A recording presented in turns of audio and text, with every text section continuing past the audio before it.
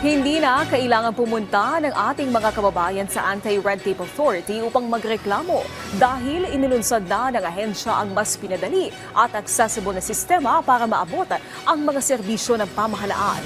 Si Denise Osorio sa sentro ng balita. Mas mabilis, mas malinaw at mas madaling i-access ang mga serbisyo ng gobyerno. Ito ang layunin ng Anti-Red Tape Authority para sa publiko at sa mga ahensya na nagbibigay ng serbisyo.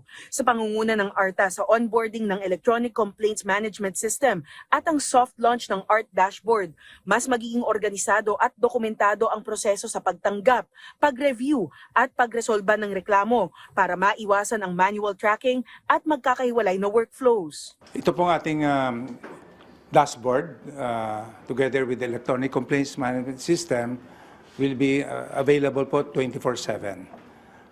Para yung ating mga kababayan, hindi na sila kailangang pumunta sa ahensya para magreklamo. Si Tala po ay sasagot either Tagalog or English at nakakaintindi po siya ng 17 dialects. Hindi lang Pilipino, kundi yung mga major dialects in the country.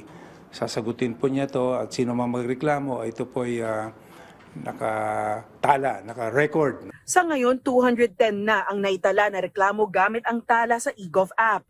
Ang Tala kiosks naman, nakaplanong mag-pilot testing sa mga malls. Target ng ARTA ang full launch ng ART Dashboard at ng mga Tala kiosks sa Ease of Doing Business Month sa May 2026. Under the Ease of Doing Business Law, kapag merong katanungan o reklamo ang sino man sa atin, ang empleyado o government official ay kailangan po ito'y sagutin sa tamang panahon. Pag simple question na, dapat ito po'y within 3 working days sasagutin. Kasi pag hindi sinagot, consider violation po ito. Umabot na sa 99.90% ang resolution rate ng Legal Department ng ARTA na nagpapakita ng mabilis at epektibong pagresolba ng mga reklamo.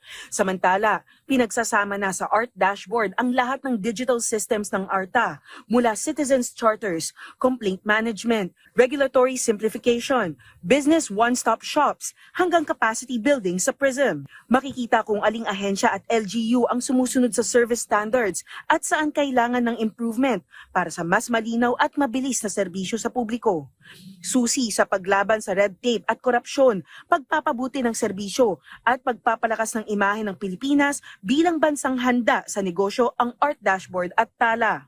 The directive of the President, Ferdinand R. Marcos Jr., is to replace red tape with red carpet. Denise Osorio para sa Pambansang TV sa Bagong Pilipinas.